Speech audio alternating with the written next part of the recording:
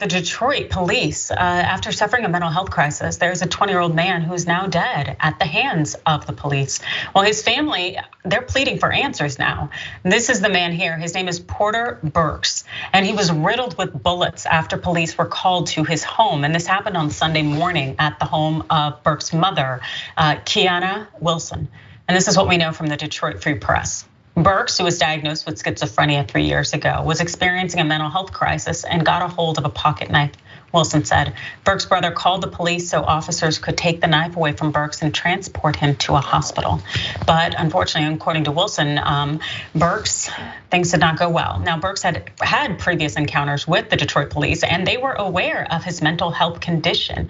But this time, the police did not respond with the nature of understanding that they needed to. Rather, they responded very aggressively. The grieving mother said that her son was shot over 24 times. Now, Detroit Police Department officials have not confirmed the number of times Porter Burks was shot, saying only that he was shot multiple times. Now, Wilson said that when she removed the sheet over her son's face to identify his body, she saw at least 15 bullet wounds on his chest alone. Now, the Detroit police chief, that's this man here, we'll put him up, James White, says that the department will be reviewing the footage of the event and that the incidents that led up to the deadly shooting, that those two will be investigated. Of course, it's always interesting having law enforcement investigate itself because we know we're not necessarily going to get the full and fledged truth. But in this situation, what if there are anywhere near 24 bullets that were put in this man's body? And we do know that police are alleging that the young man had lunged their way, but again, it's a knife and also 24 bullets. That seems like a lot of unnecessary lethal force to take someone down. Ben. It's just so tragic, story after story. It's a pocket knife at that, not even a large butcher knife. You could be potentially actually scared for your life, and you could understand maybe if it indeed is true that someone lunged at you with a knife, you do whatever you can to disarm it. You'd hope a police officer would be trained to be able to disarm. You could tase somebody, you could knock the knife out of their hand, break their arm if you have to, if they're jumping at you.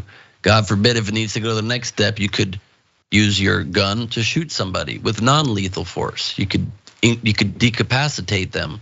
You do not need, in any stretch of the imagination, 5, 15, 24 shots. It's just insane. These people are drunk on power and do not value lives of all Americans like they should. It is really scary. It's really sad. I hope they release this footage soon.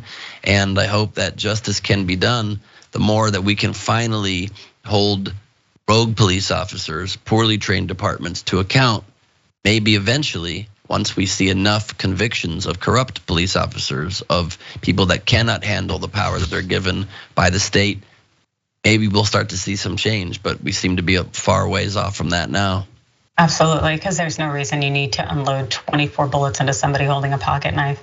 Like it makes no sense. And I do understand that knives are considered deadly force, lethal force, but at the same time, unless it's a big knife and the person's a trained knife thrower, it's like, really, what are you gonna do? You can't just fire one bullet and see where we're going next.